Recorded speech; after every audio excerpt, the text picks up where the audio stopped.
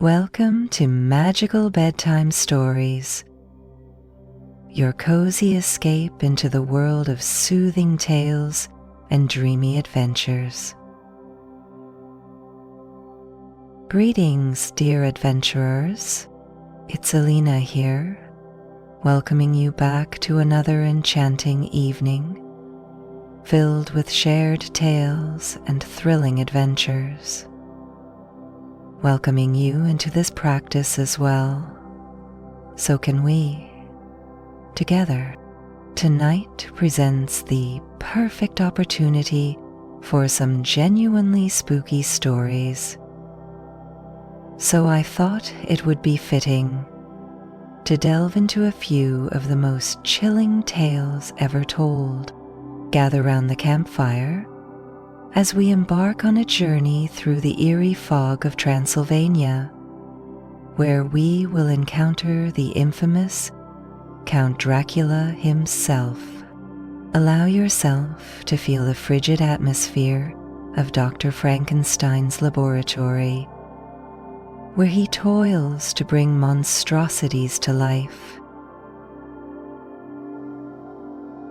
We'll also wander the haunted, moonlit roads of Sleepy Hollow, where the headless horseman lurks, watching your every move. Naturally, the original tales and novels are quite lengthy and would require full audiobooks to capture every terrifying detail. Thus, I've taken the liberty of condensing them into delightfully spooky, abridged versions.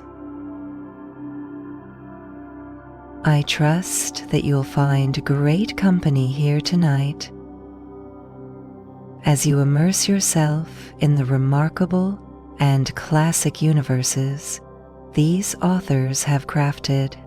And if you'd like to support the channel and keep those monsters at bay, consider creeping over to my Patreon and tossing a coin or two into my crypt. Now, the legend of Sleepy Hollow.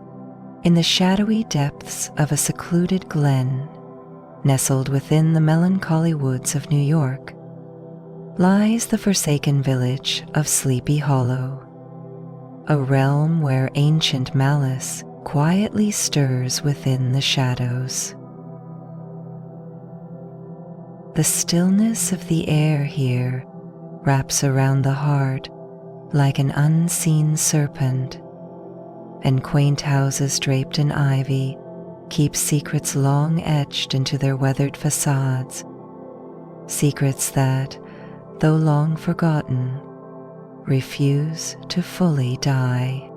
Some speak of Sleepy Hollow as cursed, while others deem it blessed, depending on the nature of their whispers. Phantoms that haunt the woods have captured the imaginations of the residents for generations, but none loom larger in their minds than the fabled Headless Horseman. Legend has it that he was a Hessian soldier, robbed of his head by a cannonball in a nameless revolutionary battle, his body hastily buried in the forgotten graveyard of the Dutch church.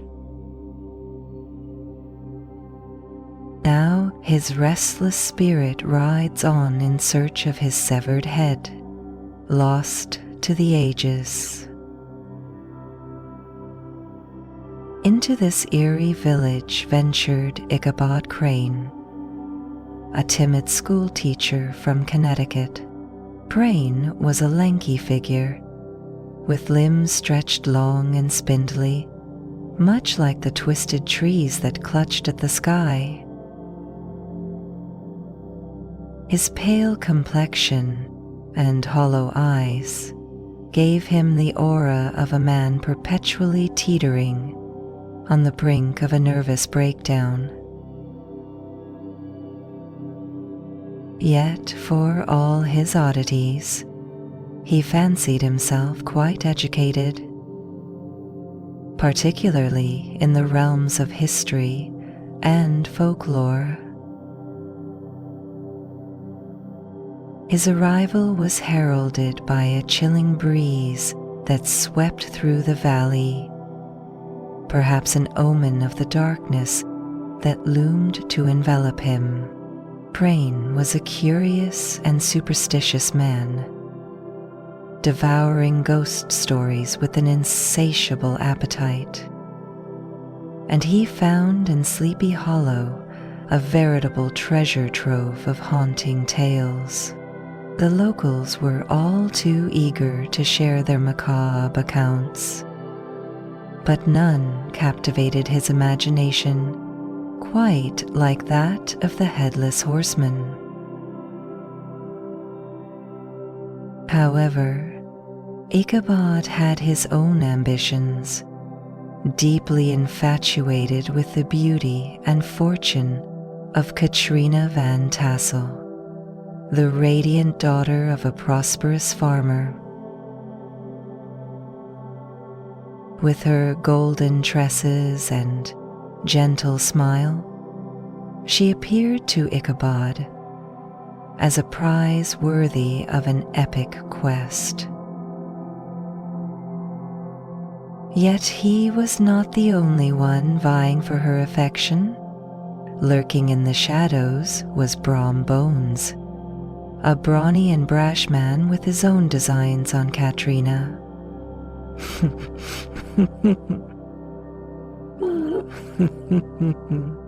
Brom scoffed at Crane's scholarly airs, deeming him completely unworthy of the robust Katrina. He took delight in tormenting the hapless schoolmaster with increasingly sinister pranks, crafting elaborate schemes to unsettle poor Ichabod. As I visited the workshop filled with fairy and Etruscan goddesses, late into the night, Brom and his rowdy friends would leave ghostly effigies in Ichabod's path, or conjure eerie sounds from the woods as he rode home under the cold gaze of the moon, leaving the paths clear for anyone entering the home, like those sage who had long been familiar with the woods. Late into the night, Brom and his rowdy friends would leave ghostly effigies in Ichabod's path, or conjure eerie sounds from the woods as he rode home under the cold gaze of the moon. Yet it wasn't just the rivalry with Brom that troubled Ichabod. It was the sense that something far older and darker than mere men had taken notice of him, night after night. As the winds howled and the trees creaked under the weight of their gnarled limbs, Crane would retreat to his small, creaky room at the village's edge every evening. As he gazed across the desolate fields, he felt a haunting presence, a watchful gaze from the distant woods. With each passing day, this sensation grew stronger, as if the very land was tightening its grip around him, drawing him toward some terrible fate. One fateful night, beneath a harvest moon, Crane heard the soft sound of hooves from the darkened road beyond the trees. It was Rufus Cleric leading his horse, the darkened road beyond the trees. They began slowly at first, a distant thrum against the earth, but soon quickened, relentless, as though a rider was drawing near. Frozen in place, his heart pounding frenziedly, Ichabod strained to hear what might follow. Yet the hooves suddenly fell silent, leaving an unsettling hush in their wake. That night, he dreamt of the headless horseman, of blackened hooves striking the ground with thunderous fury, and a gleaming sword reflecting the ghostly moonlight. In his nightmare, the rider emerged, cloaked in shadows, devoid of a face. A terrifying emptiness where a head should have been. Ichabod awoke in a cold sweat, the fading echoes of hooves still reverberating in his mind. As the days shortened in Sleepy Hollow, the weight of an ominous fate pressed heavily upon Ichabod. Once picturesque, the village now seemed to amplify the unknown darkness sleeping beneath the soil. The autumn leaves, once golden, were browning and brittle. Trying to find solace, Ichabod buried himself in books and tales. Yet each read only deepened his fears.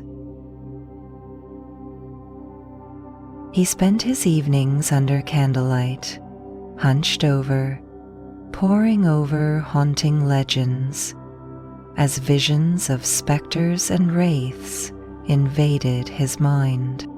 Each shadow flickering against his cottage walls appeared to twist into shapes far removed from the world of the living. Brom Bones, continuing his campaign of torment, found gratification in frightening Ichabod with tales of the headless horseman.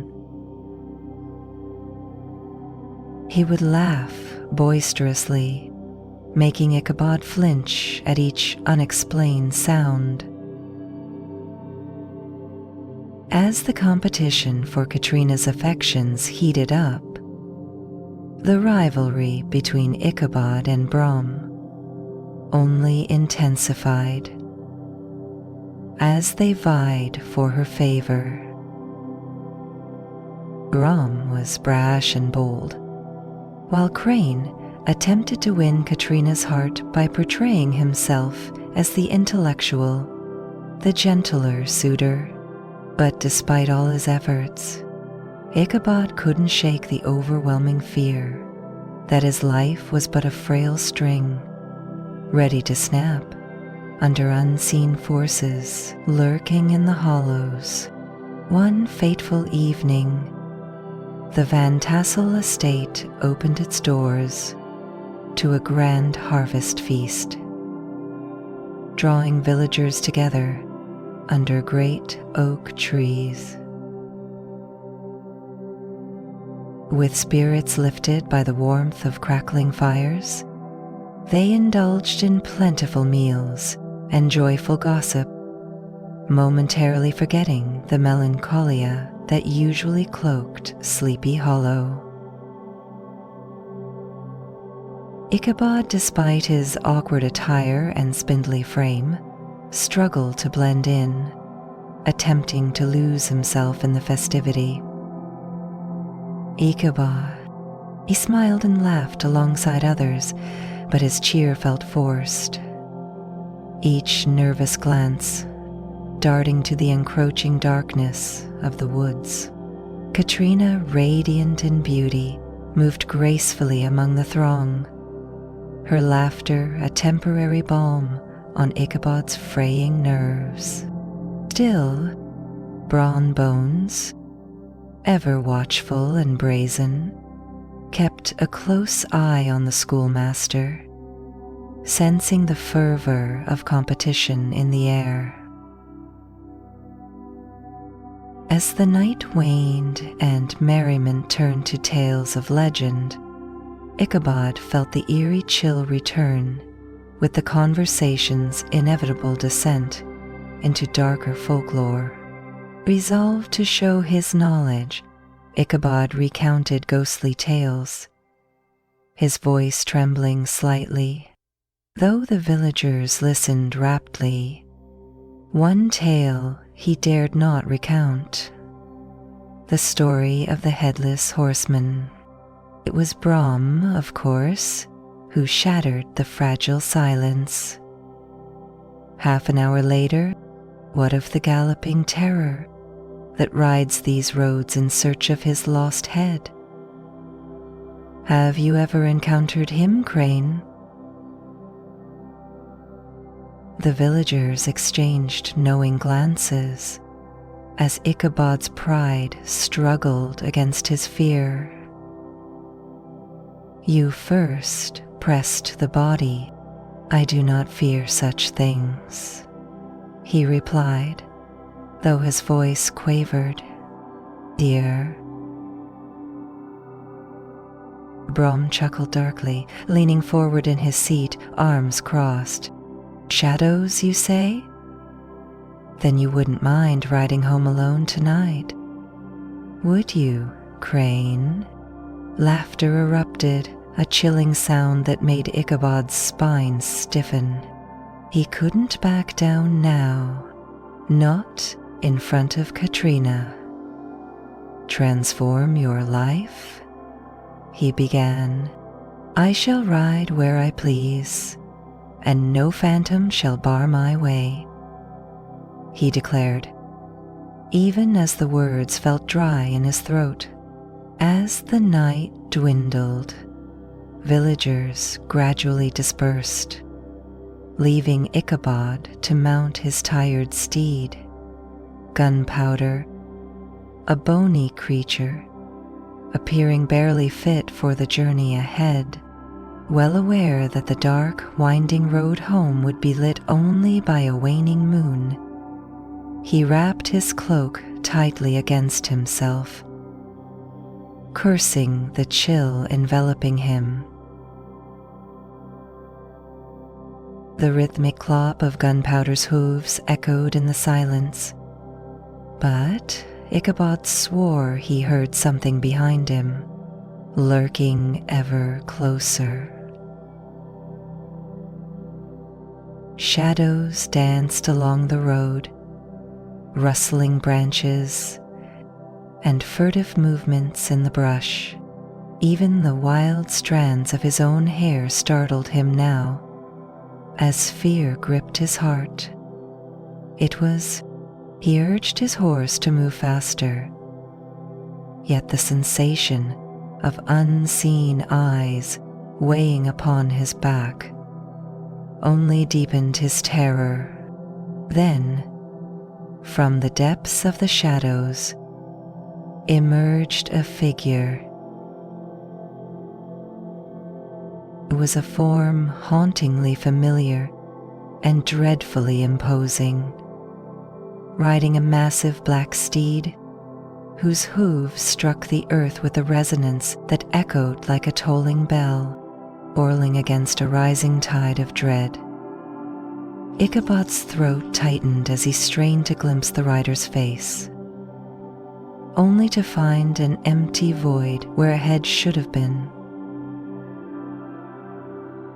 With ice in his veins, he recognized the headless horseman. Panic jolted through him, drawing a cold sweat on his brow as he gripped the reins tightly, urging Gunpowder into a frantic gallop. Yet the horseman rode with an unnatural speed, relentless, drawing nearer in the stillness of the night. Ichabod dared not glance back again, fearing that a single look would tear his very soul from him. The darkness enveloped him as he pressed forward blindly, desperation lending each kick to Gunpowder's side a sense of urgency, inhaling and exhaling with the exhale of the drink. Ahead, the river appeared like a shadowed serpent, its dark waters glistening under the pale shimmer of the moon. A rickety old bridge spanned the river, a beacon of hope, whispering of possible salvation. The villagers had long whispered that the headless horseman could not cross water, bound by a curse to the hollow.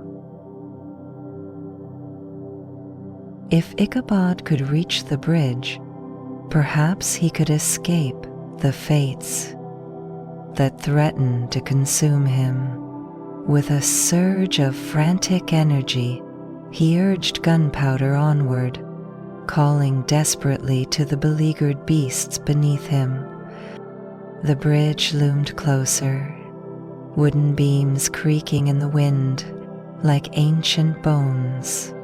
With a final cry, Gunpowder leapt onto the bridge, its hooves clattering against the worn planks.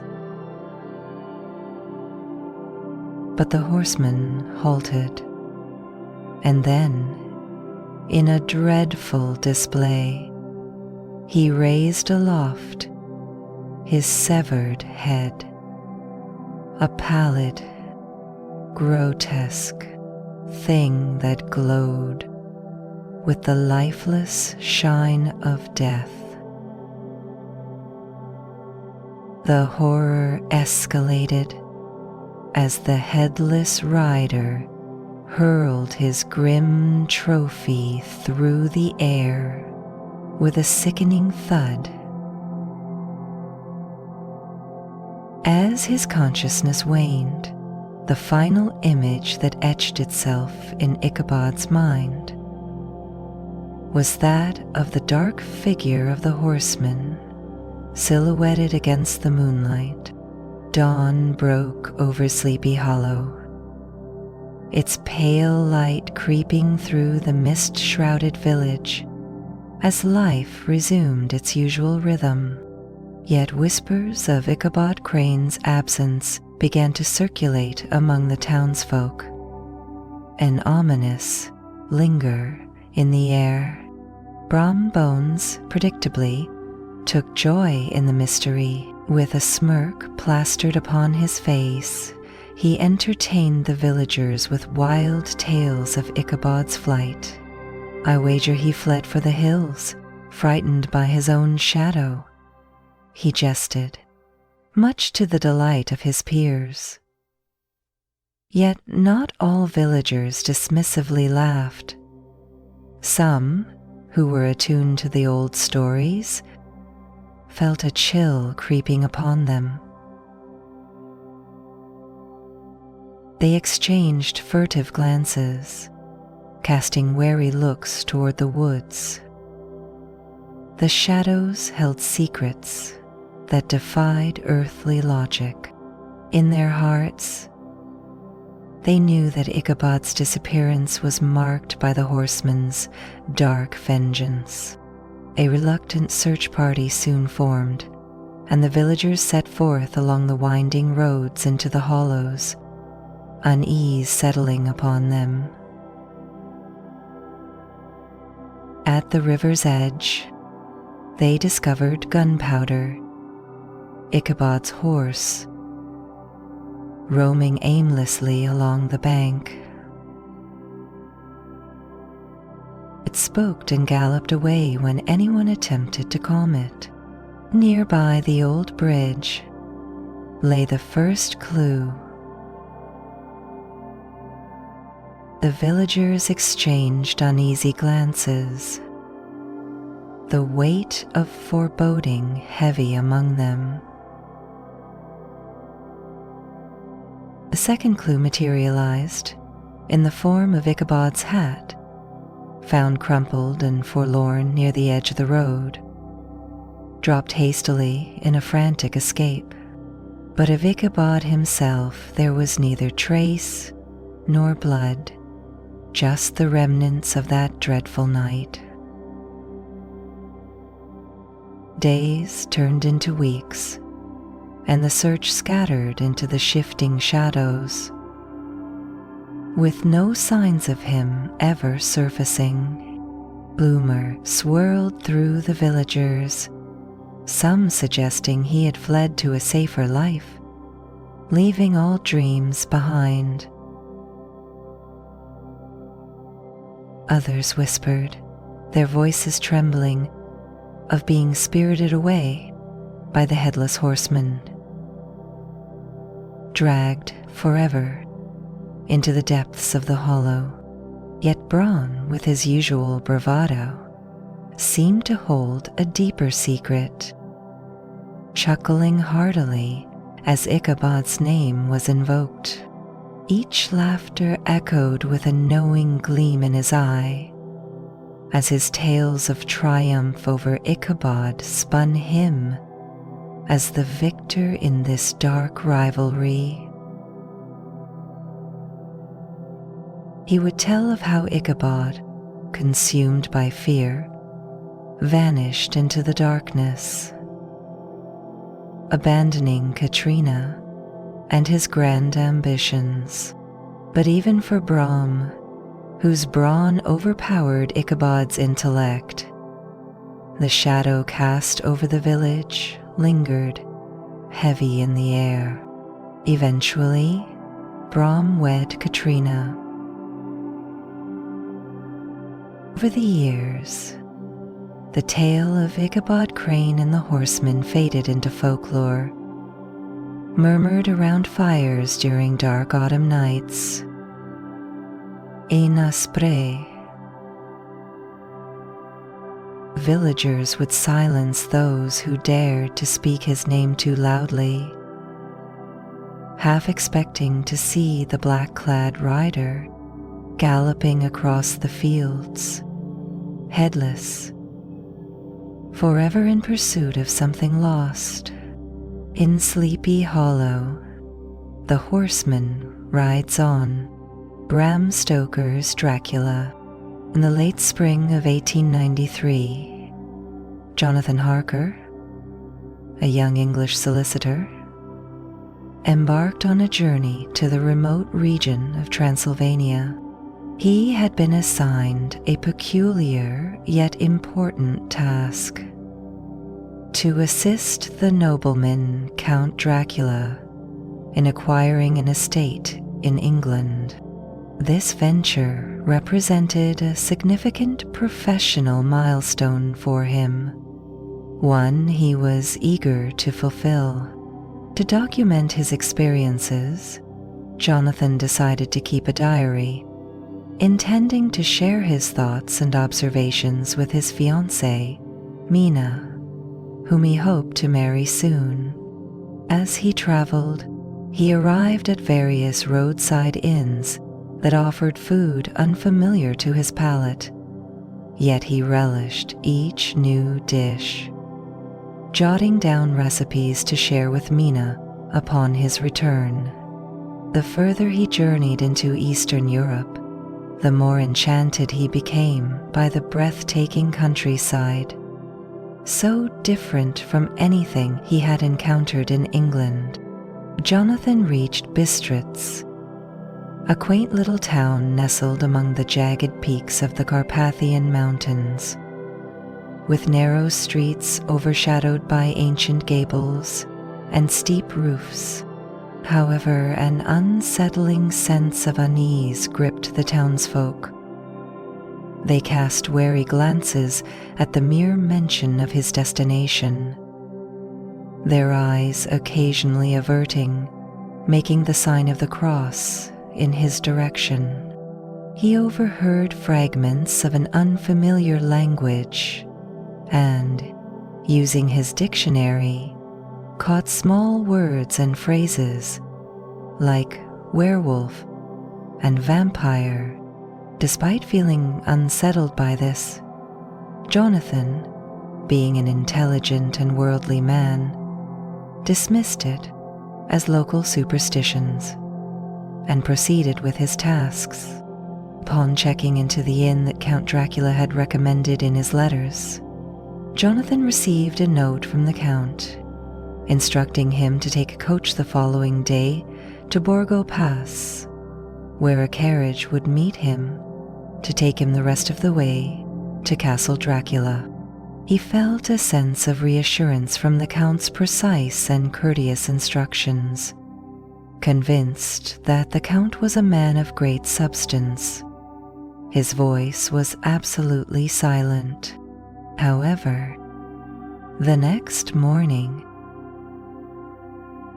just as Jonathan was preparing to leave, the innkeeper's wife hurried to him on the verge of tears, and as she grasped his arm, her frail appearance was betrayed by a surprisingly strong grip. It is the eve of St. George's Day, and at midnight, all evil things in the world shall have full sway, she implored, begging him to reconsider his journey. Fumbling through her apron, she produced a small crucifix, its burnished silver gleaming in the entryway's light. "For your mother's sake," she urged, thrusting it into his hand. Jonathan, being an Anglican, felt uneasy accepting what he considered to be Catholic superstition, but he did not wish to offend her, so he allowed her to hang the crucifix around his neck. From Bistritz, he boarded the coach bound for Borgo Pass. The coach ride took Jonathan deeper into the Carpathians, navigating through hauntingly beautiful landscapes as the sun dipped below the horizon. They passed peasants kneeling in prayer at roadside shrines, their figures hunched in silent reverence, lips moving in desperate supplication. His fellow passengers grew increasingly restless, bestowing upon him numerous tokens, sprigs of garlic, rosaries, and other charms to ward off evil. Though he accepted them all with polite smiles, Jonathan felt suffocated by their gestures, his sweat pouring as elderly men and women leaned in to issue ominous warnings. The coach driver, having whipped the horses into a frenzy, propelled them along the narrow mountain roads at a breakneck pace. Finally, they arrived at Borgo Pass, a desolate stretch of road flanked by towering cliffs and dense, impenetrable forests. To Jonathan's dismay, there was no sign of the carriage that was supposed to meet him. The coach driver appeared extremely uneasy and offered to take Jonathan back to the inn and return the following day. He then led the way to the study, leading the way for Jonathan into the hall. Before a response could form, a small horse-drawn carriage emerged from the shadows, its driver cloaked in darkness. The horses were a magnificent, deep black, possessing a cold splendor, their antlered wings fanning the color of the sky. This must be the person meant to meet me, Jonathan thought as he observed the grim figure. The man was exceedingly tall, with a long brown beard and a broad hat, obscuring his features, other than the pair of reddish eyes that glowed ominously in the lamplight. The driver spoke only a few words before he took Jonathan's luggage, lifting it with a surprising strength to his own carriage. The remaining villagers looked on in dismay, murmuring some final cryptic words as Jonathan departed.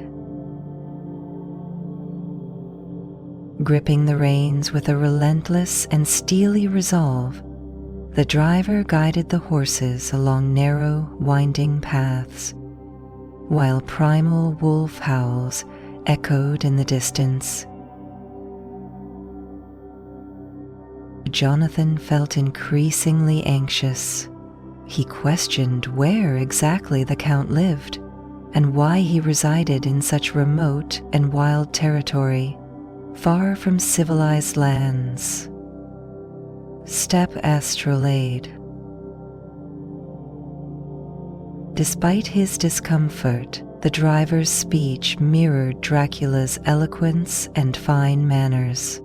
He draped a blanket over Jonathan's shoulders and laid a rug across his knees, relaying in flawless German that the night was chilly and that his master had instructed him to take great care of Jonathan.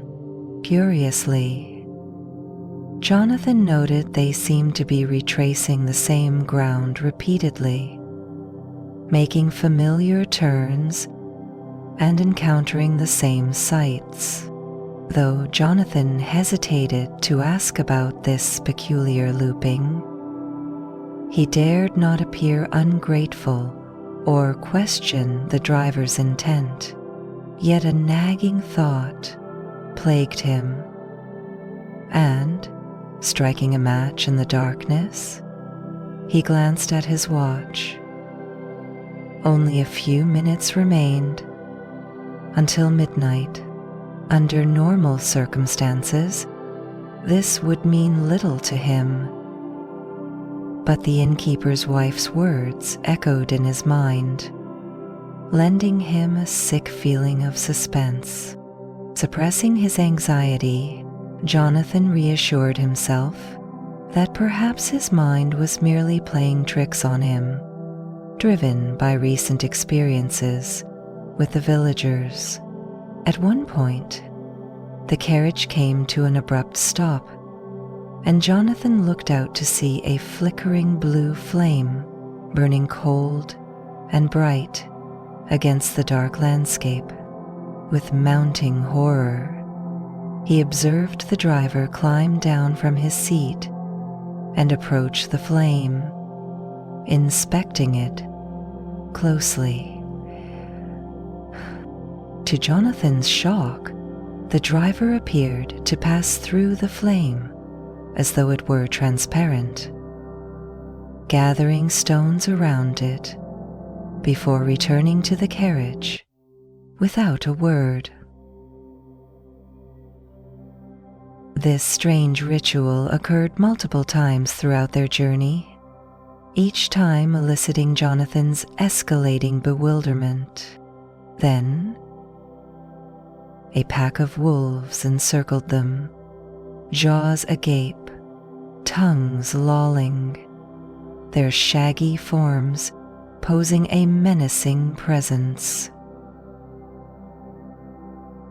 Jonathan pounded against the walls of the carriage, hoping to scare them off, but the driver dismounted and stood on the roadway.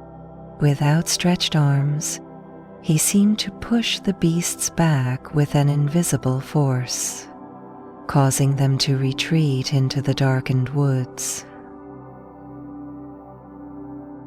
Witnessing this inexplicable display heightened Jonathan's fear, and they continued their harrowing ride, ascending higher into the mountains.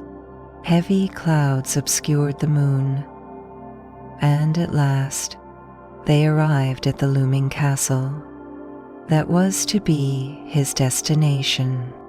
The driver helped him down with a grip akin to a vice, and Jonathan couldn't help but notice that the man's hand could easily crush his own should he choose to do so. Confused and helpless before the weathered doors, Jonathan found no bell or knocker.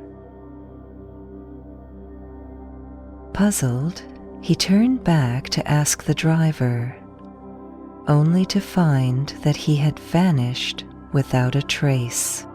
Once more, Jonathan questioned the nature of this bizarre adventure, realizing it was not the typical fortune of a solicitor, nor was it customary for such dealings.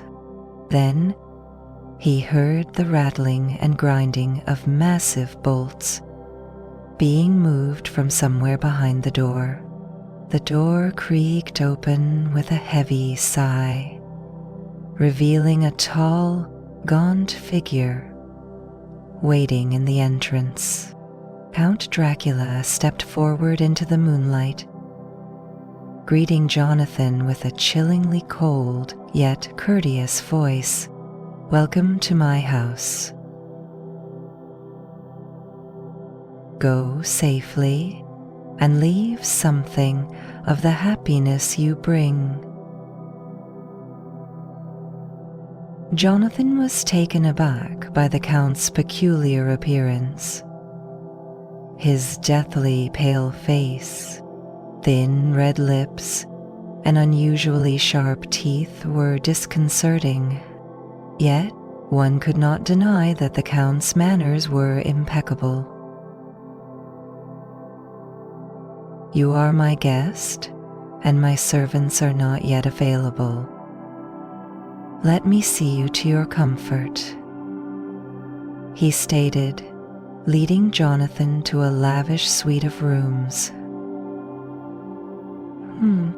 His quarters were well lit by a roaring hearth, and a hearty supper awaited him in an adjoining room. After his long travels, Jonathan felt famished and happily feasted on the excellent roast chicken. Dracula excused himself, noting that he had already dined, and offered Jonathan a cigar, which he did not smoke. His skeleton doorman greeted them. Now relatively warm, Jonathan took the opportunity to scrutinize the Count more closely. He again noted the protruding teeth and the high, thin bridge of his nose, with strange arched nostrils and pointed tips to his ears. Dracula had a strong jaw, and his lips remained fixed in a cruel manner, rendered even more unsettling by his pallor. At one point, the Count leaned in and placed a hand over Jonathan's.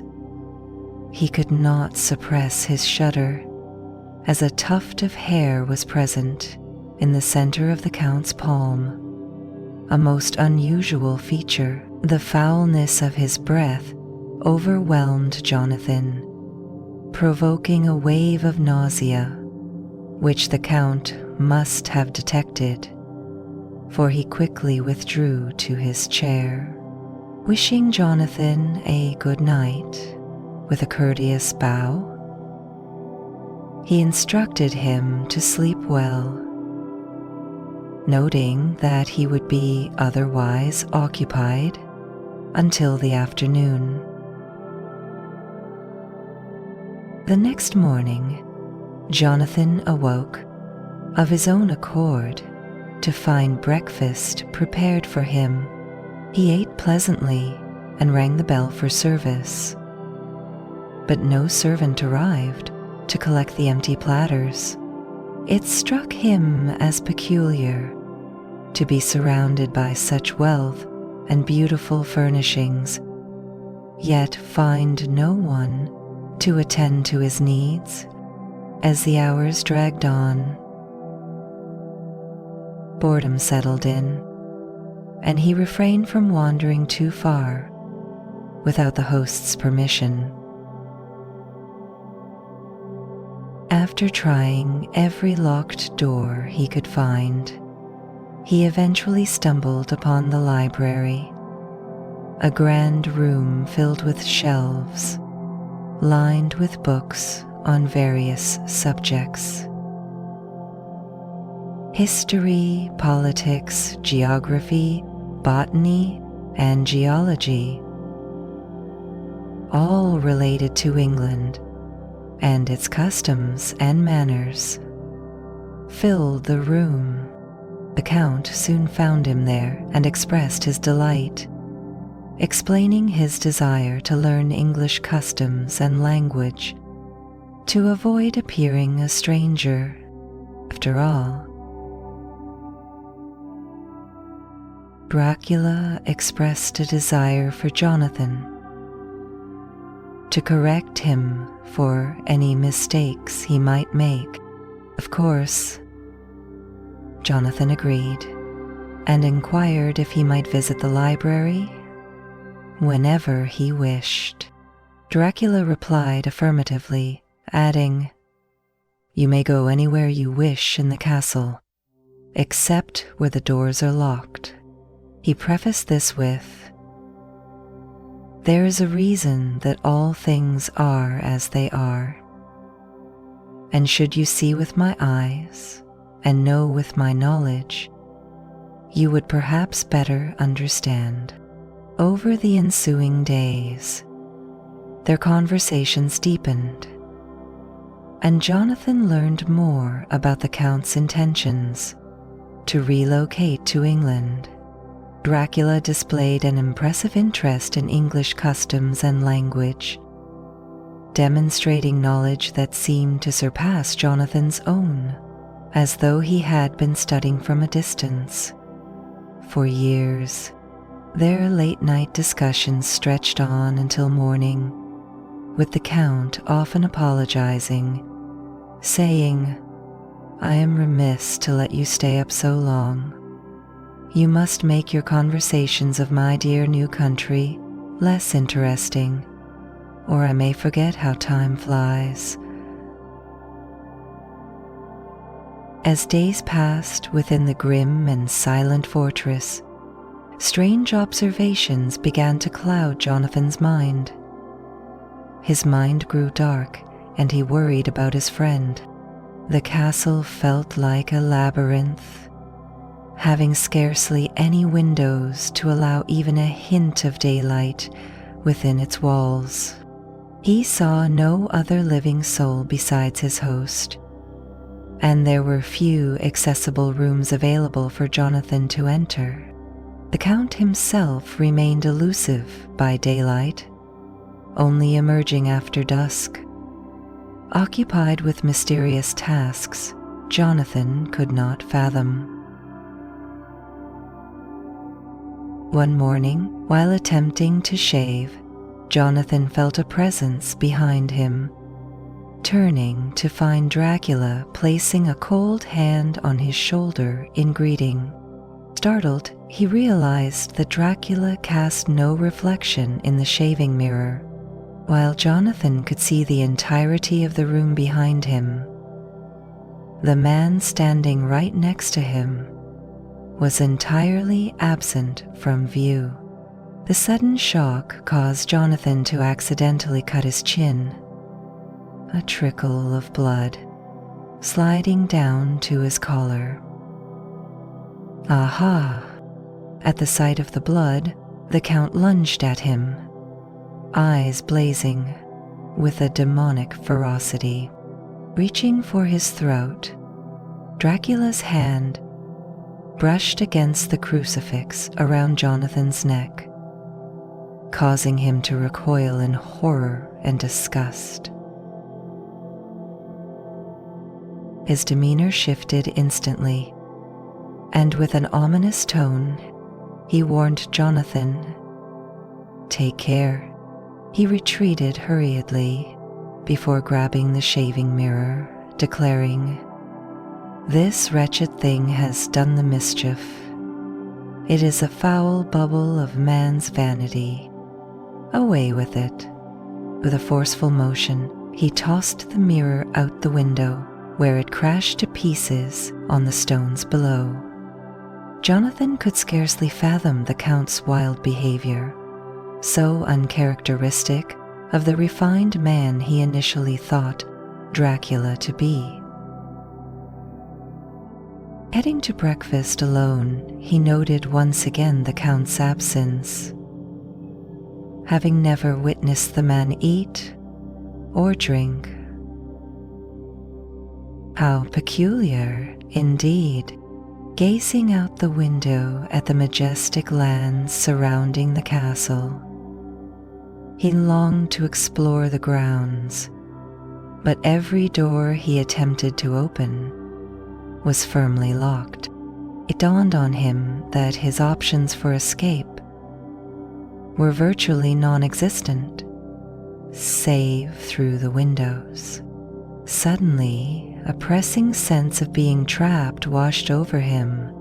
He tugged at doorknobs in desperation, but to no avail, the heat of panic rising within him.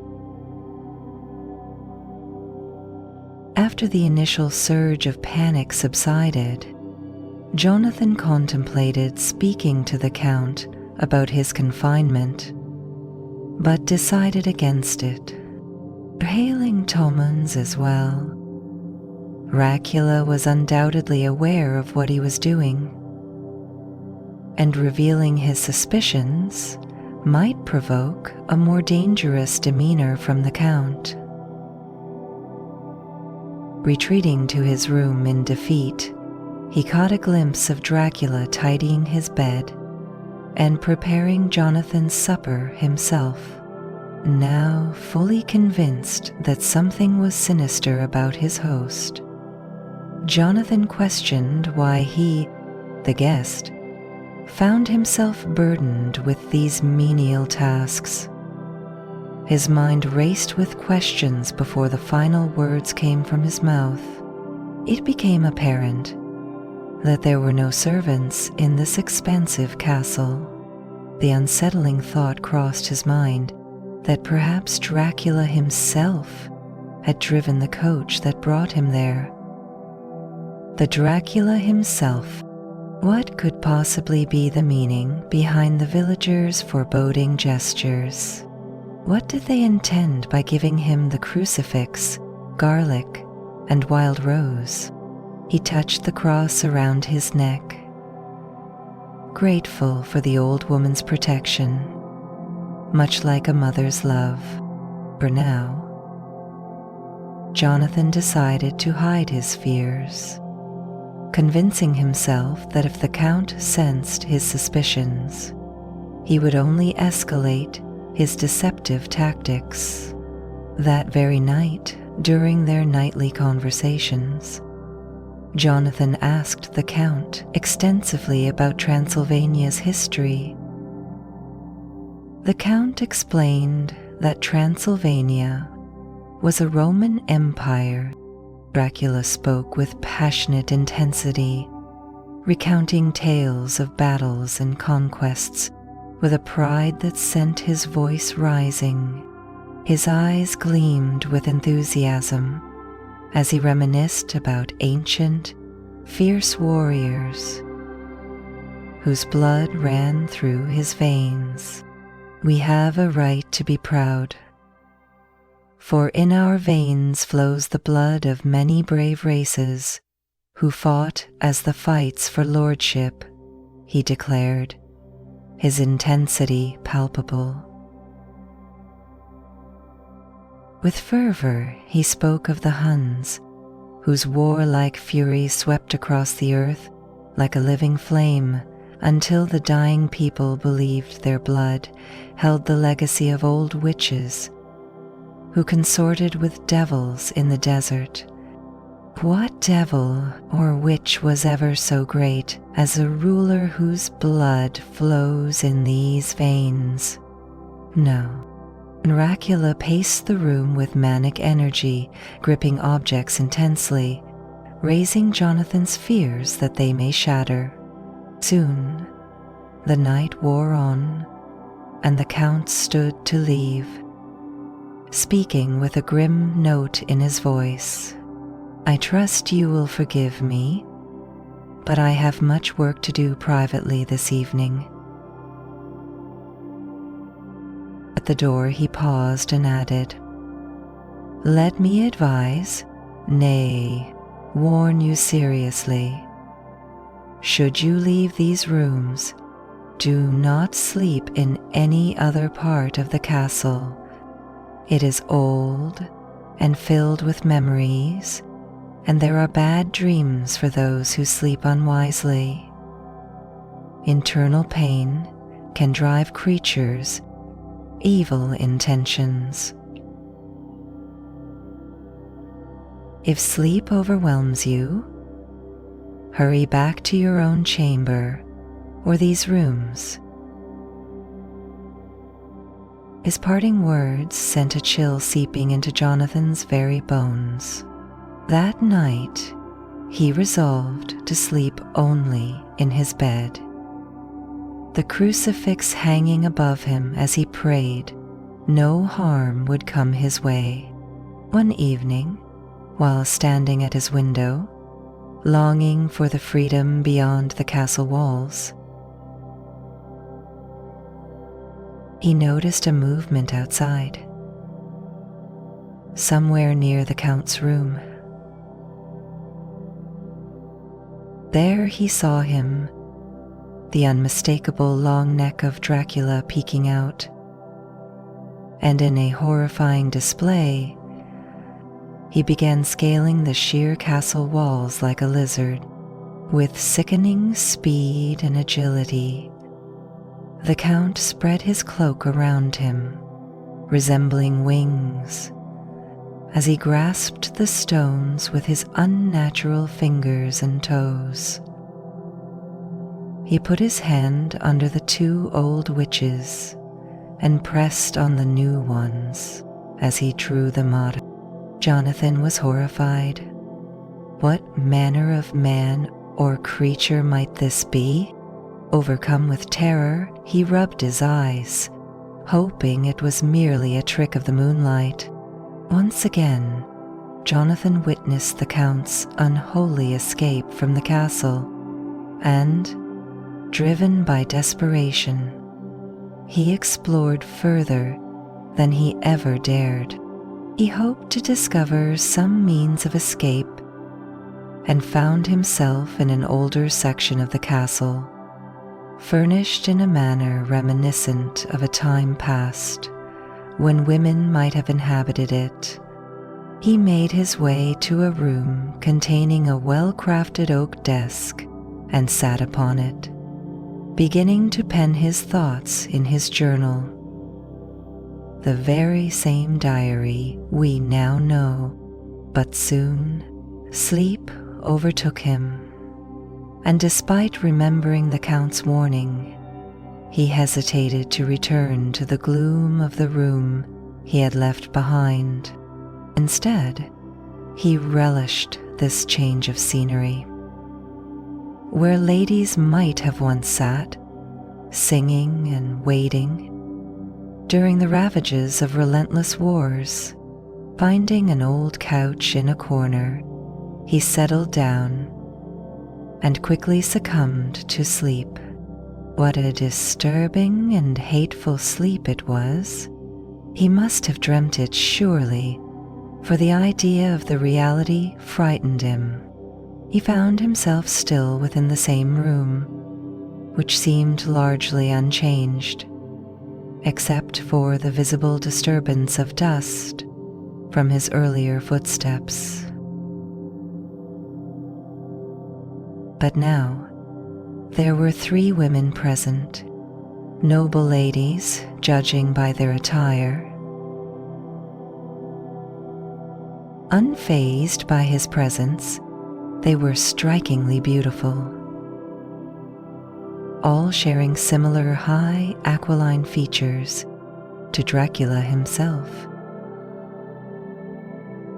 2 had dark hair and red eyes, while the third possessed blonde locks and eyes like pale sapphires. They moved closer, whispering among themselves, their thick red lips stirring a dead craving within him. This deadly desire evolved into shame, as he realized it would surely hurt Mina. He felt the hunger in their gazes as they approached, with dark intent. The fairest among them feigned coyness, encouraged by the others in a teasing manner that both enticed and repulsed Jonathan. She drew nearer, her breath sweet, yet laced with a bitterness that evoked the scent of blood. As she pressed her body against him, he felt the small prick of her sharp teeth and an unfamiliar numbness creeping over him. Suddenly, a furious roar erupted through the room. Dracula appeared, hurling the woman aside by the nape of her neck. "How dare you touch him? Any of you!" he shouted, his voice dripping with fury. "How dare you set your eyes upon him when I forbade it? Back, I tell you. This man belongs to me. Beware how you meddle with him, or you will have to deal with me." The women protested vehemently, pleading in their own way. "You yourself never loved. You'll never love. You'll never love." They laughed mirthlessly, a hard sound like fiends reveling in their own pleasure. Dracula countered, "Yes, I too can love. You can tell that from the past." "Well now, I promise that when I am finished with him, you shall kiss him to your heart's content." One of them asked, "Are we to have nothing tonight?" Heard laughter low as she pointed to a bag which Dracula had thrown onto the floor that appeared to contain a living thing. He nodded, and one of the women eagerly opened the bag, eliciting a gasp and a low wail akin to a child being half smothered. In a frenzy, they seized upon whatever was inside, their horrible, shrill laughter echoing as they dined upon it. The horror overwhelmed Jonathan, and he lost consciousness once more. When he awoke, he found himself back in his room, unable to recall how he had returned. Perhaps the Count had carried him back, or perhaps he stumbled here in a daze. In exhaling whatever transpired, one truth blared. In the following days, he searched fervently for a way out, but the Count's ever-watchful presence shadowed his every move. Jonathan feared that remaining much longer would seal his fate. Then, on May 19th, Dracula entered Jonathan's room with an unsettling request. "I must ask you to write some letters," he commanded, a note of authority chilling Jonathan to the core. Outstretched hands reached out, grasping for the other. Setting paper and pen before him, the Count instructed. "One will convey that your work here is nearly finished, and you will start for home soon. The second will state that you are leaving on the next morning. Inhale, and the police will announce that you have left the castle and arrived in Bistritz." Jonathan's heart sank. The realization hit him. Dracula intended to use these letters to obscure the truth of his imprisonment and perhaps even lead to his demise. For by the time anyone in England became aware of something being amiss, it would be far too late for rescue. Yet, he had no choice but to comply under the Count's watchful eye, writing the letters as instructed while struggling to conceal his growing terror. Days stretched into weeks, and one day, a small party of gypsies arrived at the castle. These travelers appeared to work for the Count as they moved freely through the courtyard, igniting a glimmer of hope for Jonathan. Perhaps he could send word to the outside world. Observing carefully from his window, he penned a secret letter to Mina, his beloved fiancée, pleading for her help. And then he reached into his purse and retrieved his father's cross. Taking it to, he managed to slip the note to one of the gypsies through the bars of his window, along with a gold coin, praying it would reach her. Though the gypsy's spoken language was foreign, the man he entrusted with the note pressed his hat to his chest and gestured he would post it. And, however, later that evening, Dracula entered Jonathan's room, the very letter in his hands. He held it aloft, brandishing it with fury. "This is a vile outrage upon my friendship and hospitality," he hissed. And without further explanation, he burned the letter in front of Jonathan, letting the flames consume it to ash. Upon leaving the room, he locked the door behind him, and time dragged on slowly for Jonathan. By mid-June, he remained imprisoned. More gypsies frequented the castle, unloading large wooden crates from wagons. Jonathan watched as they filled the boxes with Transylvanian earth, the very soil Dracula needed for his travels. He began to piece together the Count's sinister intentions. He was preparing to leave for England, while Jonathan would be abandoned to meet his fate. One gloomy day, he noticed several pieces of his clothing had mysteriously vanished. His worst fears were confirmed later that night when he witnessed Dracula, dressed in Jonathan's own suit, slithering down the castle wall. The abhorrent man was masquerading in Jonathan's disguise, slinking into the night to commit vile acts of terror in the garments Jonathan had arrived in. Any wicked deeds would surely be attributed to him in nearby towns, clear evidence pointing that he had been there. This realization enraged him.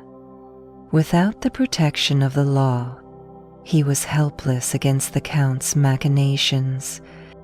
Horrified, Jonathan watched as Dracula carried a bundle beneath his arm, resembling the one he had seen the three women devour some time before.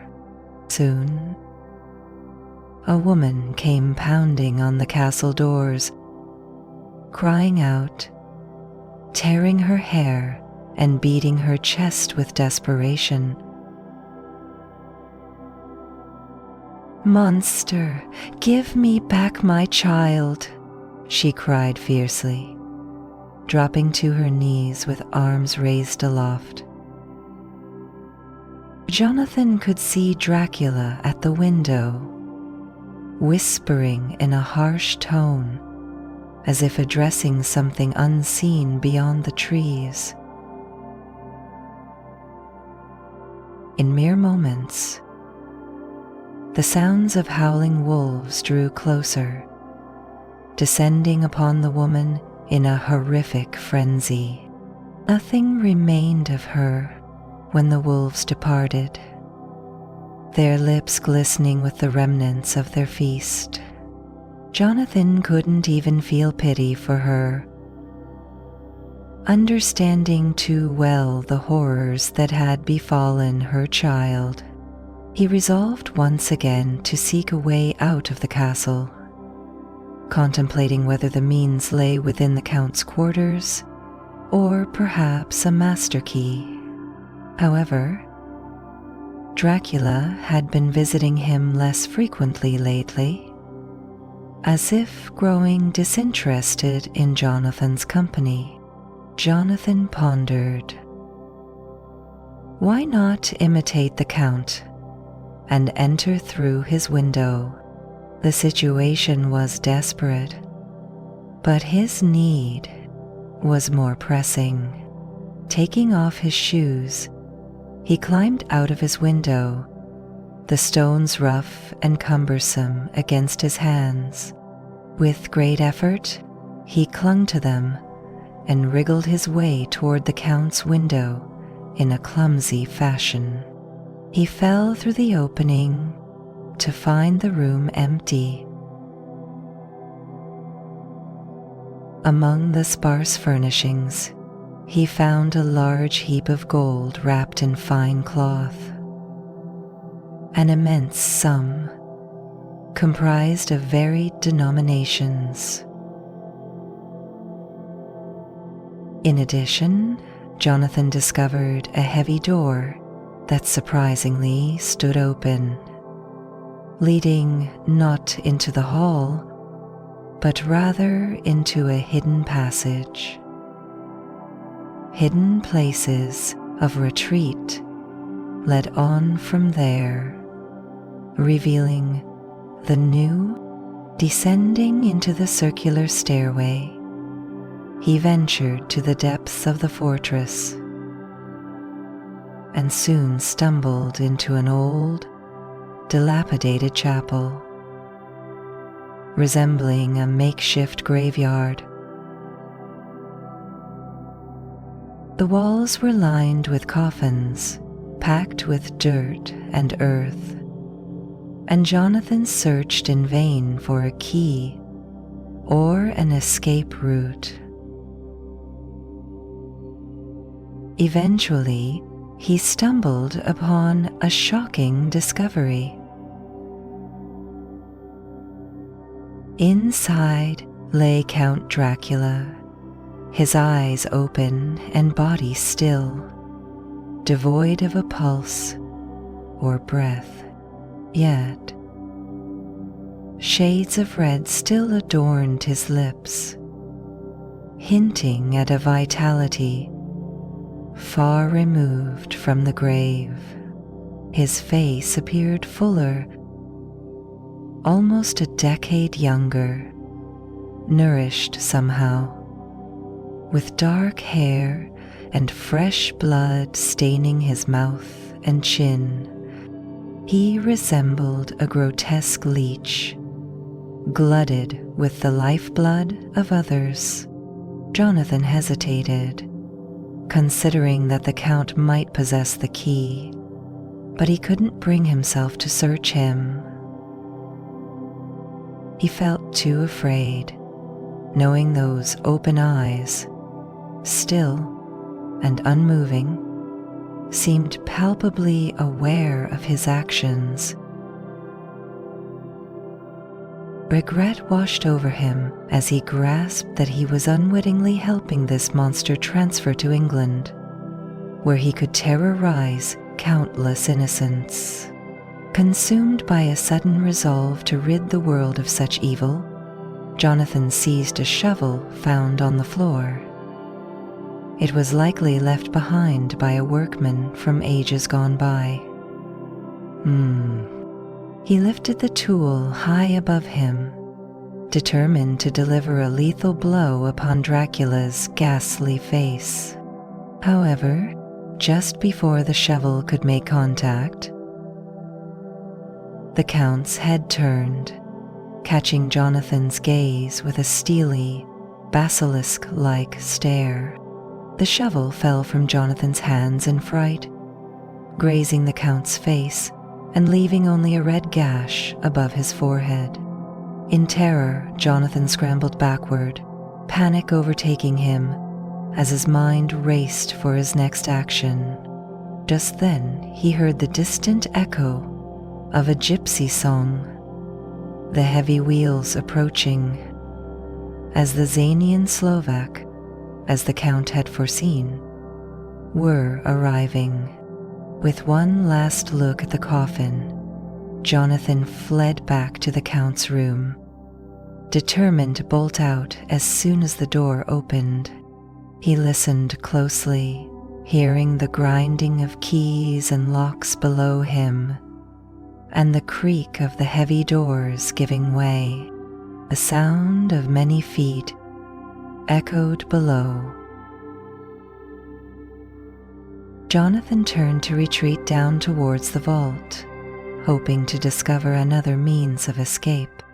But before he could move, a violent gust of wind slammed the door to the winding stairway shut, churning up clouds of dust. He ran to push against it, but it was hopelessly sealed, leaving him trapped once more as the net of doom tightened around him. Sitting there, he resumed writing in his diary, his hands trembling, listening as the sounds of feet below him echoed the thud of heavy boxes being dropped. There were hammers undoubtedly sealing the boxes, which were filled with earth, sealing the boxes which were embroidered with intricate stories. As the feet retreated, the doors shut behind them. From that point on, Jonathan sat alone. He was theirs now, mere prey to the fiends from the pit. Resolute in his determination, he decided he would not remain with them any longer. He resolved to attempt scaling the castle walls once more, further than he had ever dared before. He took a handful of the scattered gold, hiding it in case he needed it later, and prepared to escape this accursed place. Slowly he prepared to leave the darkened room, leaving his treasures behind, making his way into the outer castle. Away from the castle, he thought. Away to the nearest train, far from this land where the devil and his offspring walked upon earthly feet. Better to seek God's mercy than to face the horrors of these monsters. The precipice was steep, and at its foot a man might sleep as a man might sleep as a man. Goodbye, Mary Shelley's Frankenstein. Greetings. My name is Victor Frankenstein.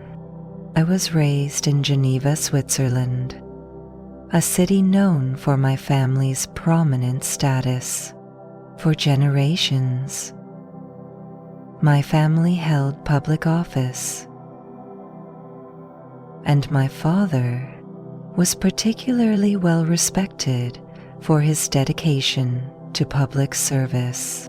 Perhaps it's time I share how my parents first met. A close friend of my father's was a wealthy businessman who once faced a disastrous deal which left him penniless. Despite his misfortune, he kept his promises and repaid everyone who had entrusted him with their money. However, he and his daughter were reduced to poverty and had to leave Geneva. Hearing of his friend's hardship, my father decided to pay him a visit. When he arrived, he found a dismal situation, and his heart ached for his friend and his daughter. Although my father offered assistance, his friend's pride prevented him from accepting help. Stricken by illness, the only money they had came from small tasks that his daughter took on around town. As her father's condition worsened, my father felt compelled to return. Yet, upon his visit,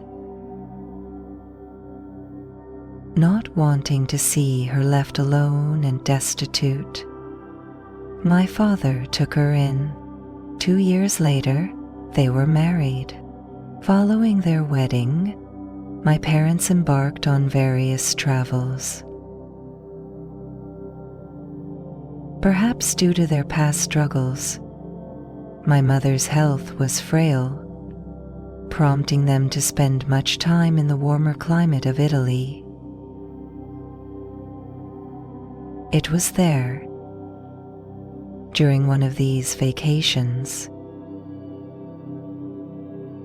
For many years, I was their only child, and I remember those times as deeply happy. My parents loved each other very much, and there was plenty of love for me, their only son. When I was 5, my parents took another trip to Italy. Okay, I can wait out another hour, thank you. Motivated by my mother's compassion for the less fortunate, they visited a small hut on the shore of a lake. There, they encountered a struggling farmer and his wife, who had 5 hungry children, but little money or food. Among the children, one little girl caught my mother's eye. She stood out for her unique sweetness. My mother asked the farmer about her, learning that her name was Elizabeth, and that she wasn't his daughter, and that she was not the sorcerer's daughter. Her real father had been forced to leave Italy, entrusting her to the farmer. But when he died, she was left with nowhere to go. The farmer and his wife, now struggling themselves, agreed that Elizabeth would have a better life with my family. My mother always yearned for a daughter, and so they adopted Elizabeth. At the time, I was too young to grasp these events. I only knew that my mother had a gift for me. We grew up together, just a year apart in age. There were no tears, no harsh words between us, just a deep love until her last day.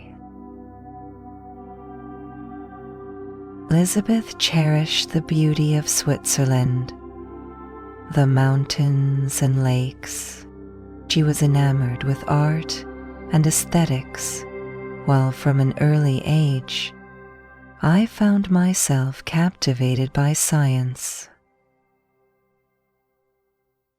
Even at a young age, my curiosity led me to question what lay beneath beauty, yearning to understand its essence. When I was 7, my brother Ernest was born. With his arrival, my parents ceased their travels around the world. We settled into our home in the city of Geneva, but also maintained a country residence by the lakeshore. Inland, It was at this country house that my younger brother William was born. 4 years later, our family was relatively isolated, with only one close friend, Henry, the son of a local businessman. Henry and I became inseparable companions, sharing dreams of King Arthur's tales and crafting elaborate plays that we would act out alongside Elizabeth. Together, we formed a trio. Henry often spun tales of valiant heroes, while Elizabeth expressed her love for the arts, and I dove deeper into the world of science.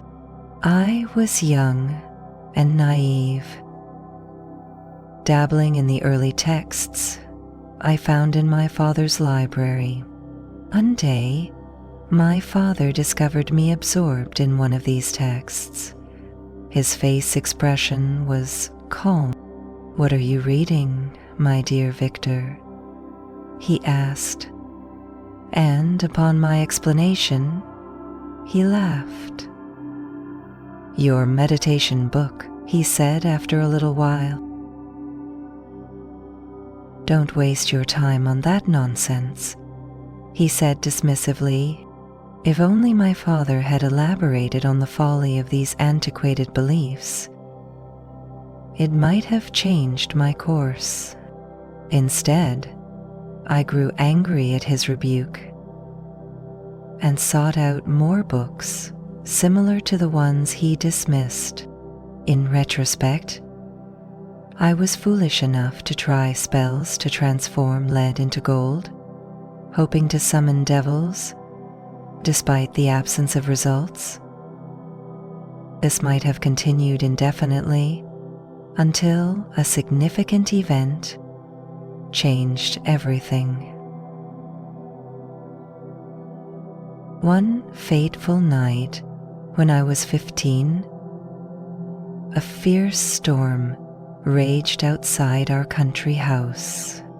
Watching from my window, I witnessed a bolt of lightning strike an oak tree.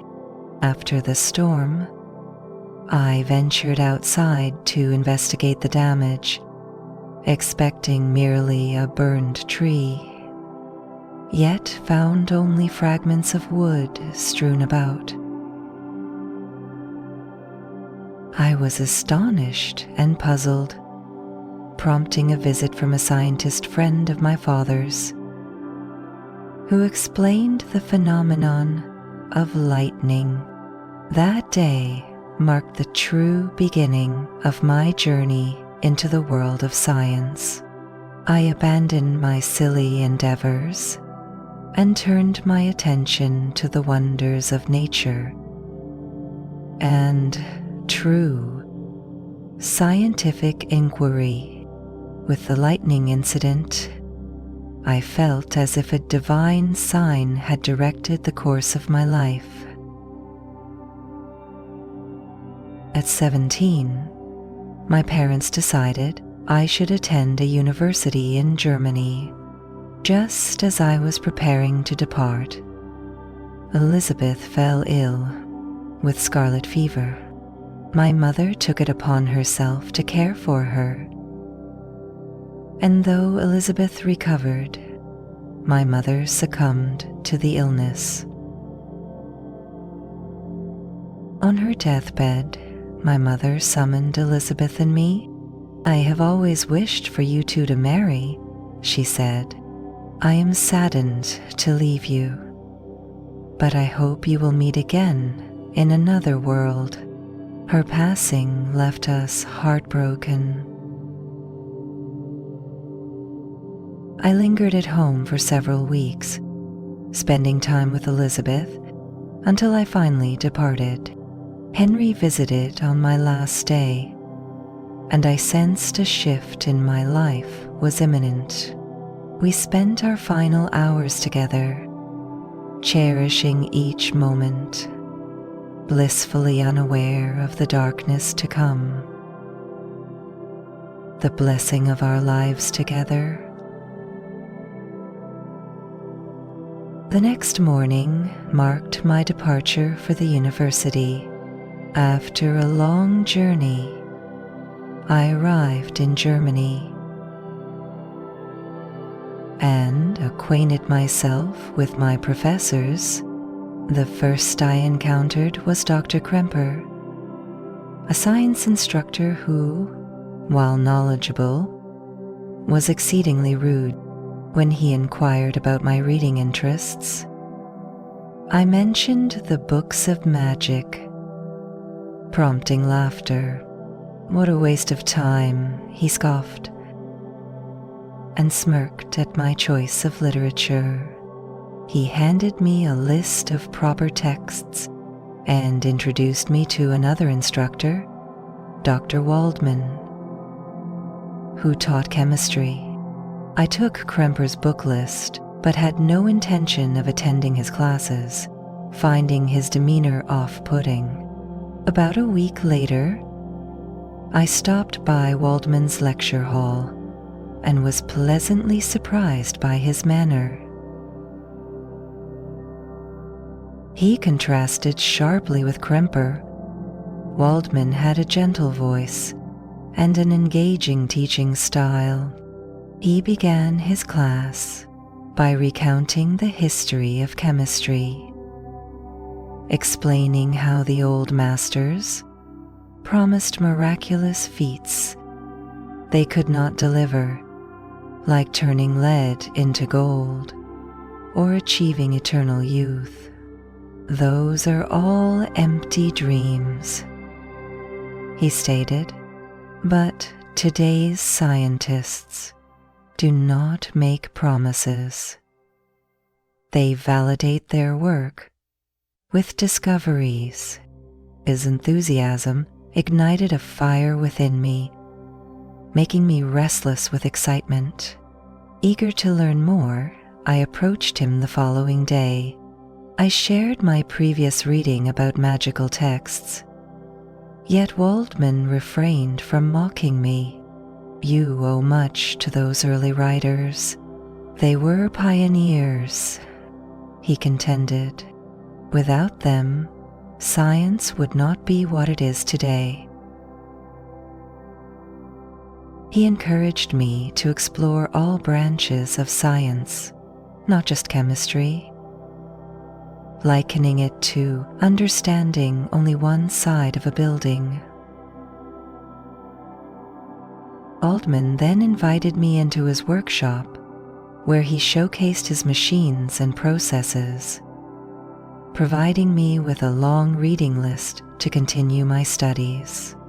When I left his home, I felt transformed. The next 2 years flew by as I immersed myself in scientific principles and made noteworthy discoveries in chemistry. Eventually, the time arrived for me to embark on my own research. However, a consuming fascination with the mystery of life altered my plans. Not only was I interested in human existence, but I also became intrigued by the nature of life itself and death.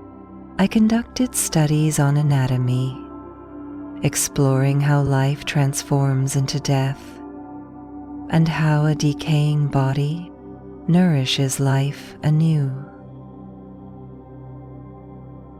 Despite the gruesomeness of my endeavors, I felt compelled to understand the cycle of existence. It was in this pursuit that a flash of insight struck me. I wanted to unlock the secret of life itself.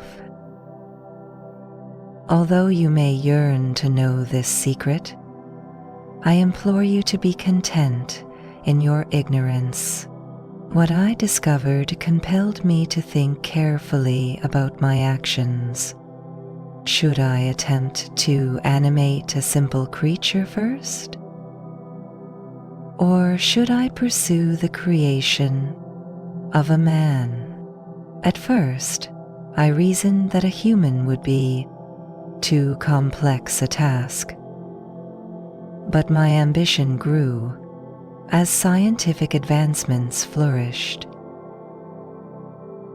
For a month, I gathered supplies, consumed by thoughts of what I could achieve.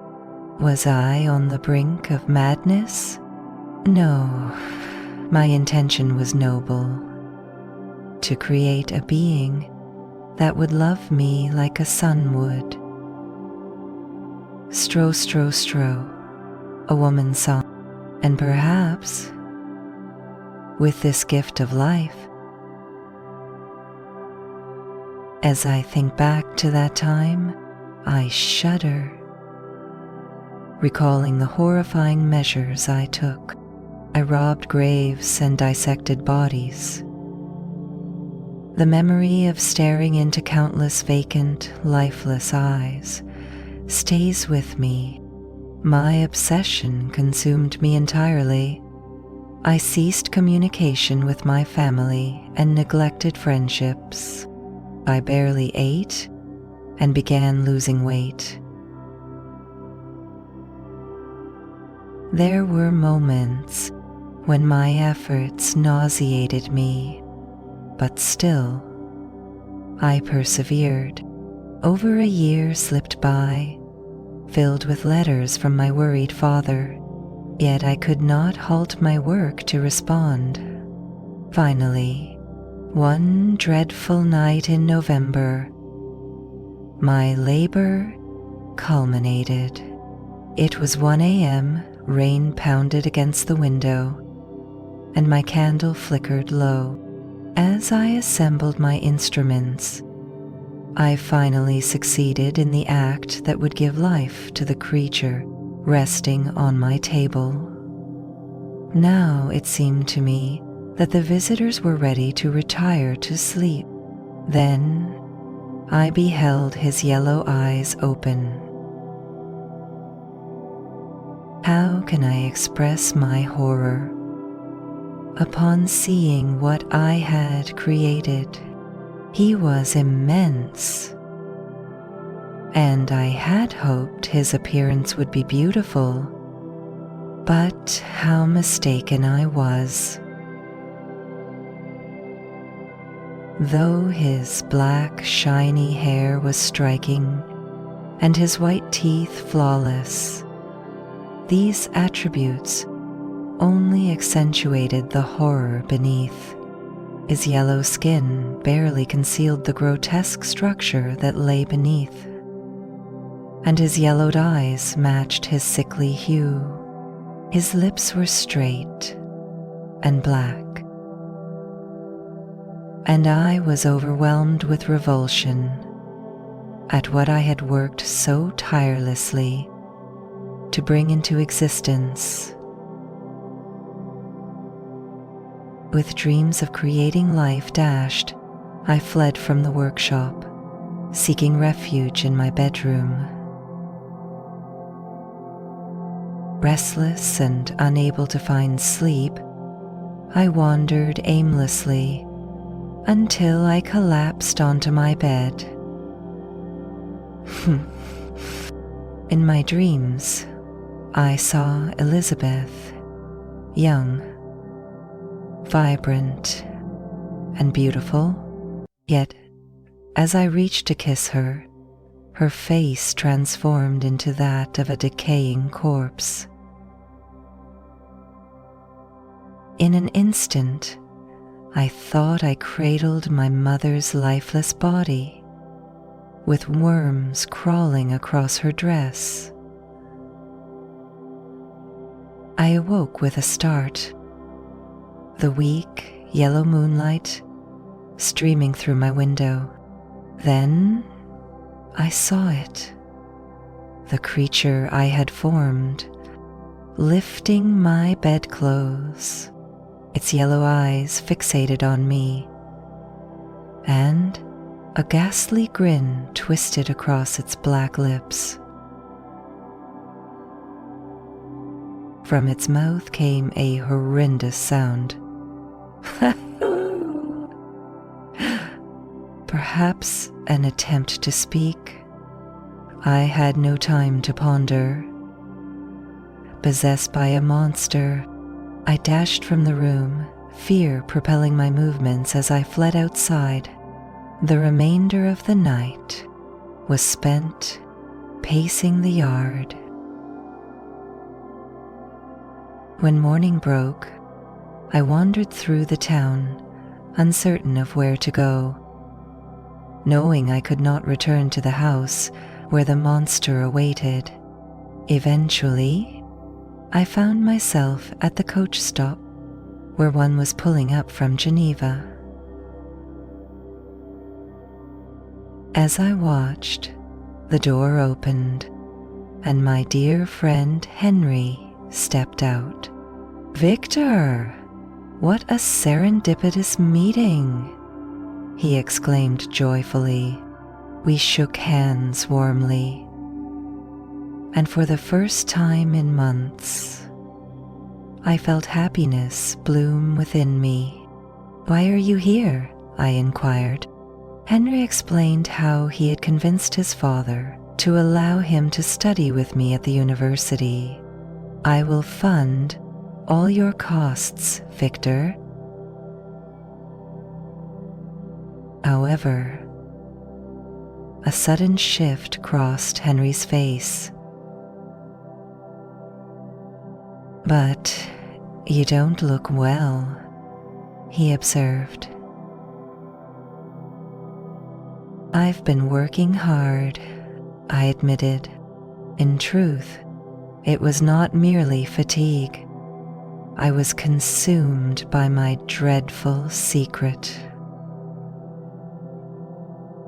We were in front of my house when a wave of dread washed over me.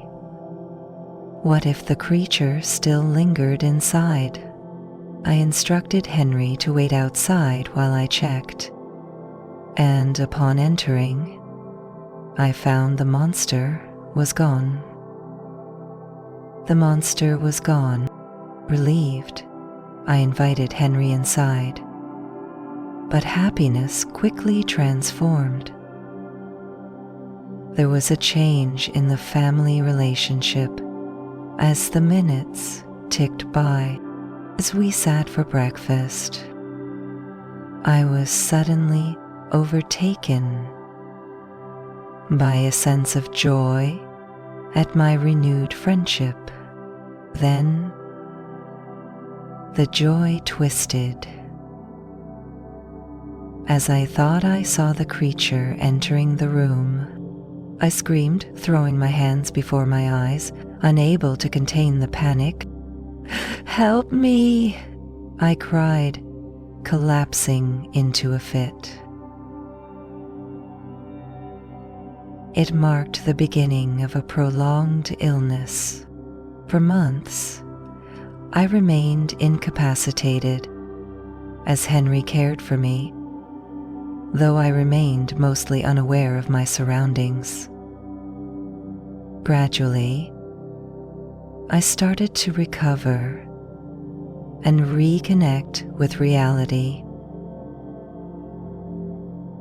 As I regained my strength, Henry informed me that classes would soon commence at the university.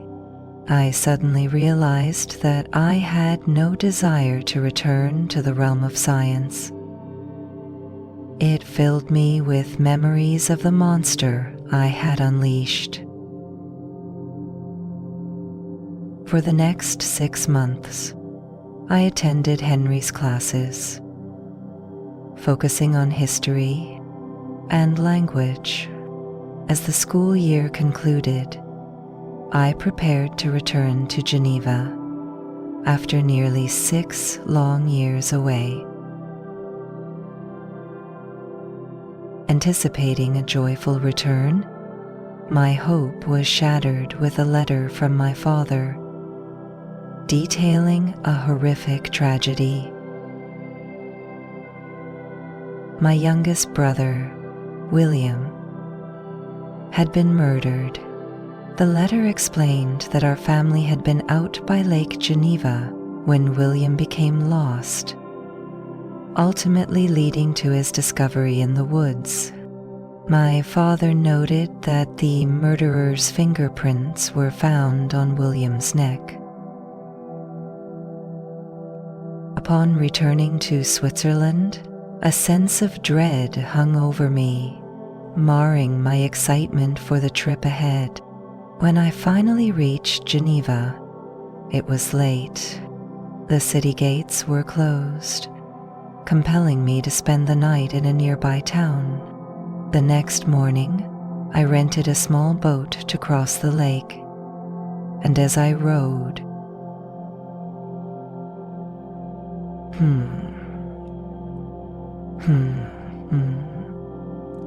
my heart ached for William. Would this storm be his funeral dirge? Reaching my father's house, I observed lightning illuminate a figure near some trees. Could it be the killer?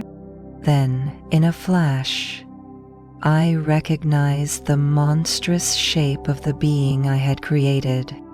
There was no mistaking it.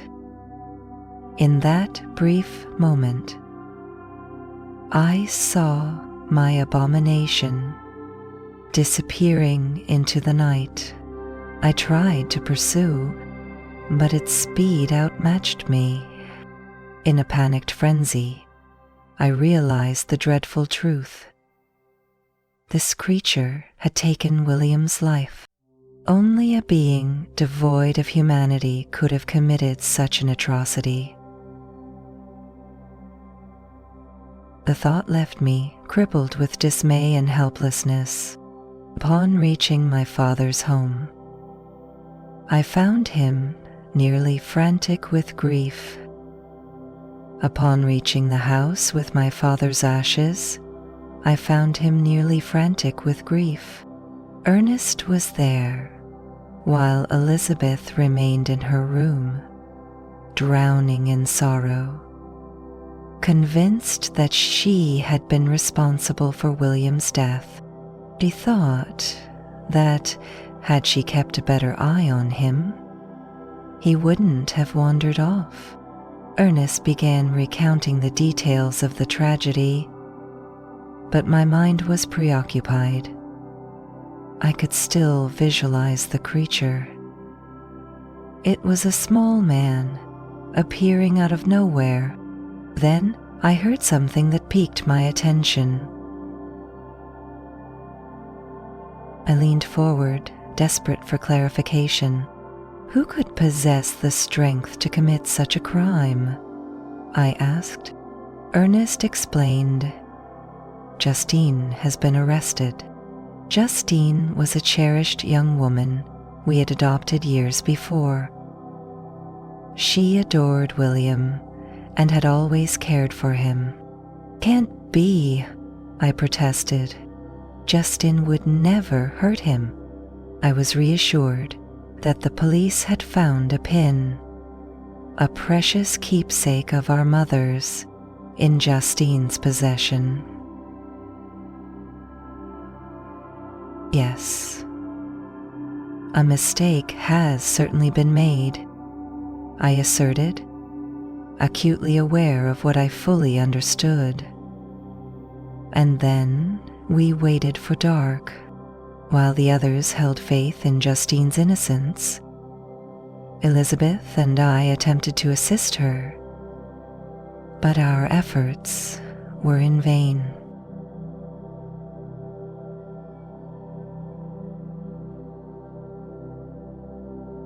Justine was tried and, despite our best efforts, was convicted and hanged shortly thereafter. A crushing weight of despair enveloped me. I connected the dots only too well. I was responsible for the monster's existence, and it was my creation that had led to the deaths of William and Justine. I felt trapped in a living nightmare in the months that followed their deaths. I spiraled deeper into despair, unable to confront my beloved family. I secluded myself. One day, seeking solace, I climbed a steep mountain near our home. Despite the rain, I craved the arduous hike, seeking a moment of clarity. Upon reaching the peak, I marveled at the beauty spread before me. Yet suddenly, I spotted a figure making its way toward me from below. As it ascended, I recognized the unsettling size. Anger flooded my body, and I took solace in the thought of avenging William and Justine. As the creature drew near, I shouted, "You devil! How dare you approach me?" I vowed to kill him, to crush him underfoot, if it meant avenging my lost loved ones. The creature merely smiled, his ghastly grin twisting into a mocking expression. "I expected your anger," he replied. "Even the most despised individual has someone to love him. You are my creator, yet you loathe me. We are bound together, you and I." As he spoke, he raised a finger. "You threaten to kill me? What man are you, Frankenstein? You gave me life. A life filled with misery. Every man cast disdain upon me.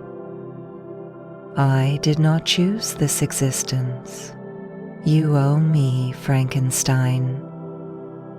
If you do not repay this debt, I will ensure the ruin of every person you hold dear." I shrieked in rage, lunging for him, but the creature easily evaded me. "Careful, Frankenstein," he warned. "I am stronger than you can imagine."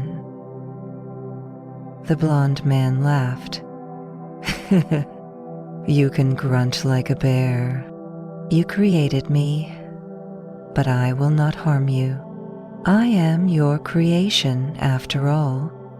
I cannot raise my hand against you. You consider me a devil. But I was meant for better things. If you had cared for me, I could have been an angel, not this monster. Unfortunately, your abandonment has turned me to evil. Make me happy, Frankenstein, and I shall become the kindest creature on earth." The creature's words ignited my fury. "You speak of happiness after the pain you have caused? Leave me, devil. I cannot bear to look at you. Please, Frankenstein," he pleaded. "Even a criminal gets the chance to share his tale. I have no one to care for me, and it is not my fault. Please listen." As I contemplated his plea, I realized I was indeed his creator. Was it not my responsibility to hear him out?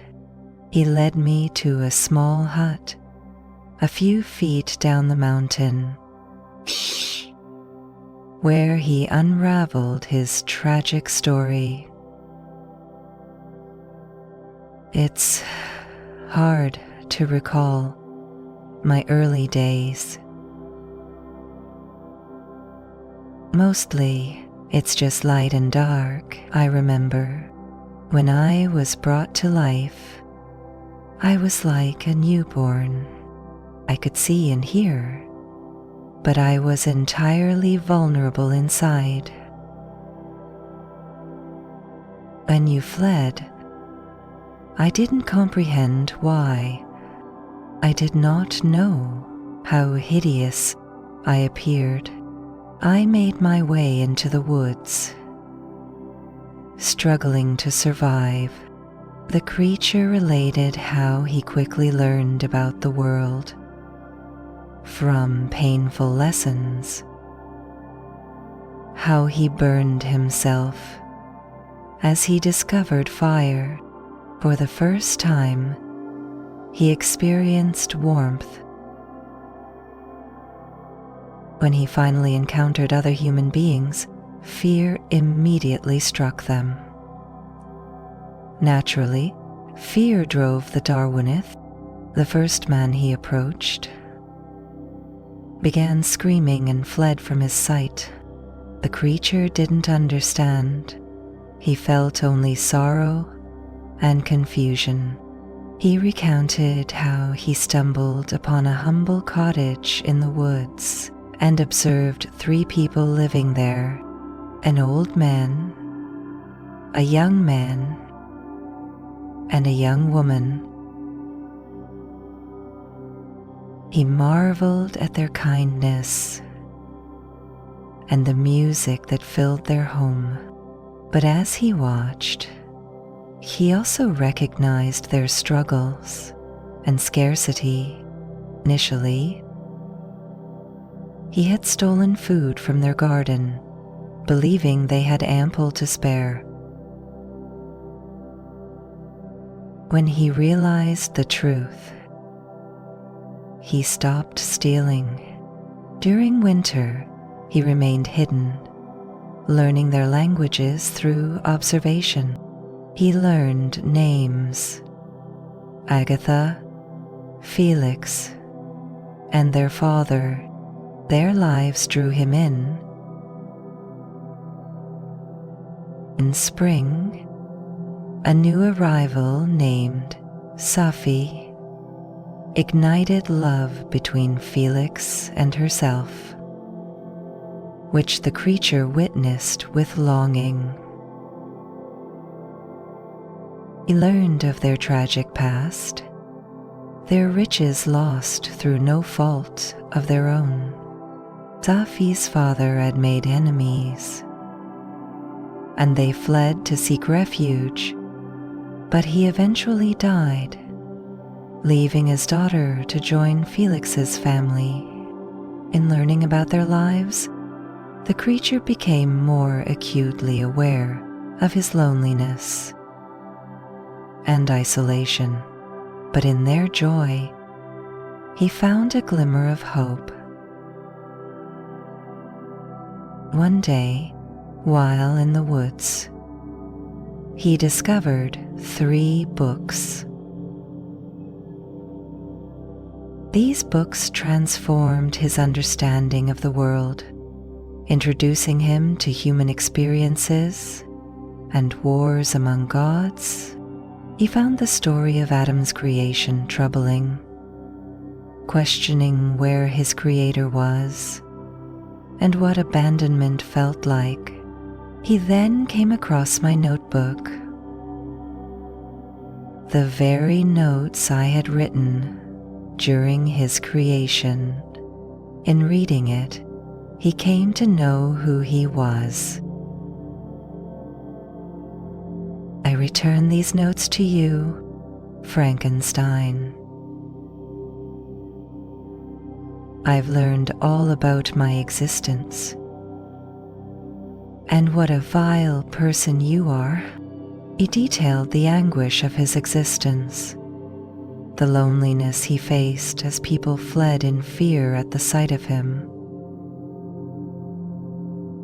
Even the most meager creature possesses companionship, yet I remain utterly alone, he lamented. He paused and explained how one autumn day, when Agatha, Felix, and Safi left the cottage, he had an idea. Knowing the old man was blind, he approached. Hesitant, he knocked, wishing to talk, but his heart raced with fear at the thought of his appearance. As he entered, he explained he was a weary traveler. Seeking rest by the fire, the old man welcomed him and assured him he could offer no food, only comfort. Yet as they spoke, the young family entered and recoiled in fear. Realizing they could only see his monstrosity, he dashed away and retreated to the woods. Once again, loneliness consumed him. He witnessed the family's departure from the cottage, taking away his brief source of happiness. In a fit of rage at my betrayal, he burned down their home.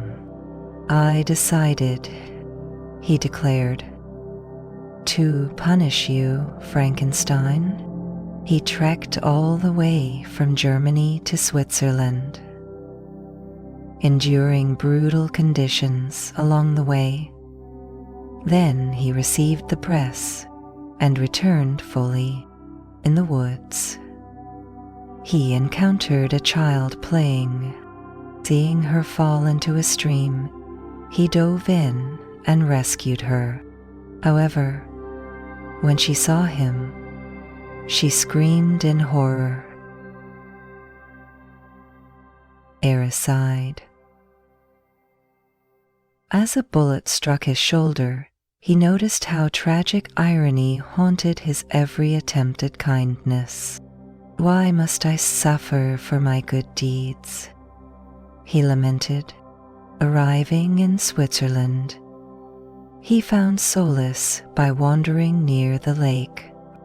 Late one evening, he spotted a boy and, thinking he might trust his innocence, reached for him. Yet the boy recoiled, screaming in terror upon recognizing his appearance. When the child uttered my name, it ignited the creature's anger. Finally, as the boy pleaded futilely for help, the creature lost control and took the boy's life. For a moment, he wrestled with guilt. He took a pin from the boy's clothing, knowing it symbolized a connection to my family. Then, he came across a woman sleeping in a nearby barn. Whispering sweet promises of love, he hesitated, knowing her fear would mirror that of others he encountered. Filled with resentment towards beings who would recoil from him based on his appearance, he planted the pins on her, plotting to frame her for the child's death. He continued to haunt me, waiting for the moment our paths would cross again. I demand you create a companion for me, a woman, he implored. The agony of isolation is unbearable. As the creature finished recounting his story, I was left stunned. I initially declared I would not fulfill his requests, realizing the horror of creating yet another monster. Do you not understand, Frankenstein? He insisted. I am evil because I am alone. If I had a companion, I could find happiness. He promised that they would live far from civilization. His insistence played on my emotions, and in an act of desperation, I agreed to create a female companion for him. "You must hurry," he urged, "and prepare everything I need." Upon returning home, I kept his demands a secret. Grappling with the weight of my decision, I reviewed my notes, knowing the task at hand would require extensive study and careful execution. But my heart was heavy. The idea of another creature weighed heavily on my conscience. Weeks passed as I postponed my work. I expressed a desire to travel to England to my father, who supported my decision, believing it would lift my spirits.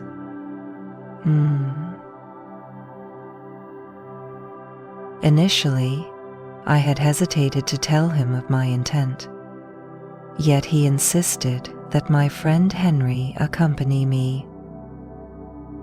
Sitting across from Henry, I cupped his arm softly. Upon reaching England, I visited Oxford University and consulted with leading scientists. With their insights, I saved time, but also realized that I needed a secluded location to conduct my work. Henry and I decided on a vacation to the north, where I planned to find a remote area to continue my studies. As we traveled through the scenic countryside, I struggled to focus on the beauty around me, plagued by thoughts of the task ahead. Everywhere I turned, I felt an unsettling presence, as if the monster tracked my every move. At last, I discovered a perfect island near Scotland. I secured the location, isolating myself from all others to begin my horrifying task. Henry remained on the mainland, journeying to Scotland and Ireland, while I continued my work in secret. The first creation filled me with a sense of wonder and hope. But now I found myself consumed by doubt. What if the female creature was as monstrous as the first? Her rejection could lead to destruction, far worse than the initial creation. I feared I was about to unleash a harrowing legacy of sorrow upon the world. So, as I looked down at the form I was in the process of assembling, I noticed the monster peering through my window with a sinister smile. An overwhelming wave of disgust washed over me, and I realized I could not proceed with this. In a fit of panic, I destroyed everything I had worked for, tearing the creature's form apart. The monster's anguished cry echoed in my ears as he fled into the night. Cyrilja 3 for hours. Suddenly he confronted me once more, insisting on the obligation I owed him. How could you break your promise? I have lived as a forsaken animal to be near you, he continued, expressing a longing for companionship that I had denied him. In fury, I declared, "Your life has wreaked havoc. I refuse to create another monster. Remember your words, Frankenstein," he warned. "I have power, greater than you realize." With that particular threat, he vanished from my sight. I returned to the workshop, gathering all the remains of my creations. Taking them out to sea, I cast them into the waters, releasing the remnants of my nightmares. Exhausted, days passed lost on the open water until a passing vessel rescued me. To my dismay, the captain took me straight to a judge, falsely accusing me of murder. What did they believe I had done? 3 fishermen claimed that they had found a body, marking it as a murder. Full terror unfolded when I connected the pulse of dread to my friend Henry. The monster had taken Henry's life. Dismayed, my vision shifted to darkness, leaving me unconscious for an extended period. Upon awakening, I found myself in a jail cell. Eventually, my father visited, and with his support, I avoided imprisonment. He took me to Paris for recovery, where I received a letter from Elizabeth, doing her heartfelt message. She expressed sorrow, believing I no longer loved her, and expressing concern for the welfare of the artery. I saw how the monster had hampered my life, realizing that my concerns over angering him made me neglect Elizabeth. Upon returning to Geneva to prepare for our wedding, dread loomed with every moment I recounted my experiences. Determined to prepare for the worst, I purchased firearms in case the creature reappeared.